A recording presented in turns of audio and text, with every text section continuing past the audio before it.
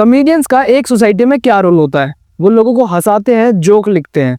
हमारे देश में जोक लिखना बहुत ज्यादा आसान है। हमारे यहाँ रोड सेफ्टी एक जोक है, हमारे यहाँ लॉ एंड ऑर्डर एक जोक है, मेल की मेंटल हेल्थ जोक है, फीमेल की सेफ्टी जोक है, हमारे यहाँ पोल्यूशन एक जोक है, हमारे यहाँ मीडिया एक बहुत बड़ा जोक है, एजुकेशन सिस्टम एक बहुत बड़ा जोक है, रेप केसेस एक जोक है। अब अगर हमारे पास हंसने के इतने सारे रीजंस हैं तो इन कॉमेडियंस की क्या जरूरत है? डाल दें सबको जेल में। और अगर इन कॉमेडियन से जेल भर जाती है तो रमेश सिंह को बाहर निकाल देना, जिसने पहले एक 5 साल की लड़की का रेप किया, उसके बाद एक 8 साल की लड़की का, और जब उसे दोबारा बेल मिली तो उसने पिछले महीने फरवरी में एक 11 साल की लड़की का रेप कर दिया। उसे एक और सुधरने का मौका दे दो यार, गलती तो सबसे हो जाती है।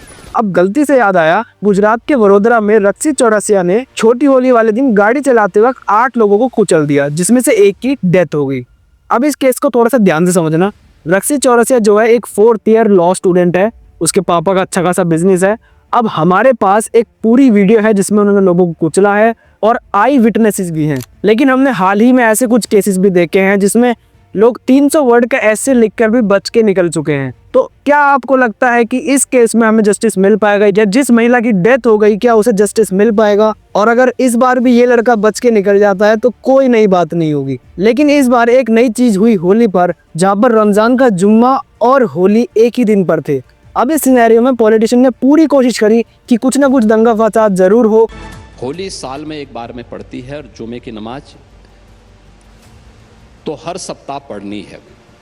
स्थगित भी हो सकती है, कोई बाध्यकारी तो है नहीं कि होना ही होना है। लेकिन अगर कोई व्यक्ति पढ़ना ही चाहता है तो अपने घर में पढ़ सकता है, आवश्यक नहीं कि वह व्यक्ति मस्जिद में ही जाए। लेकिन इस बार लोगों ने गजब का भाईचारा दिखाया, जिसमें जब हमारे मुस्लिम भाई नमाज पढ़कर आ रहे थे तो हमारे हिंदू भाइयों ने फूलों से उनका स्वागत किया।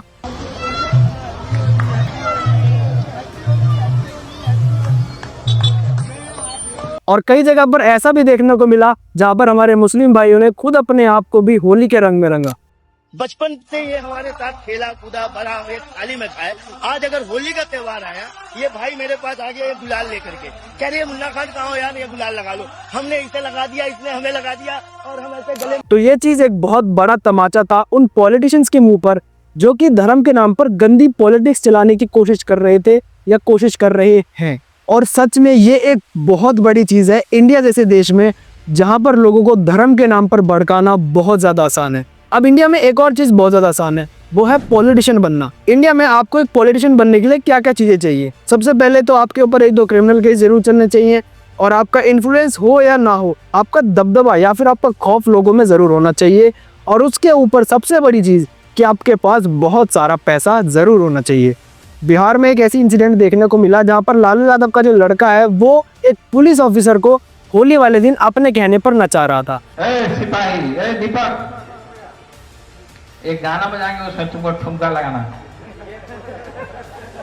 अब कह सकते हैं कि होली पर थोड़ा बहुत एंजॉयमेंट हो रहा था, या फिर उन्होंने ऐसे ही बोल दिया मजे मजे में।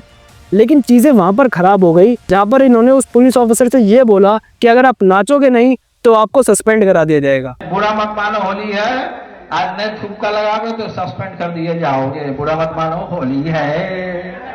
तो ये एक काइंड ऑफ धमकी थी उस पुलिस ऑफिसर के लिए, जिसके बाद मजबूरन उस पुलिस ऑफिसर को नाचना पड़ा। तो फर्क नहीं पड़ता कि आप लोग कितनी ज्यादा एजुकेटेड हैं या फिर आप कितनी ज्यादा नॉलेजेबल हैं, अगर पावर एक अनपढ़ इंसान के हाथ में है तो आपको उसके सामने दबना पड़ेगा ही पड़ेगा। खैर, आज की वीडियो यही खत्म करते हैं। तुम्हारा इन सब पर क्या ओपिनियन है मुझे कॉमेंट सेक्शन में जरूर बताना। चैनल पे नए हो तो सब्सक्राइब कर लेना। मिलते हैं अगले वीडियो में, तब तक के लिए।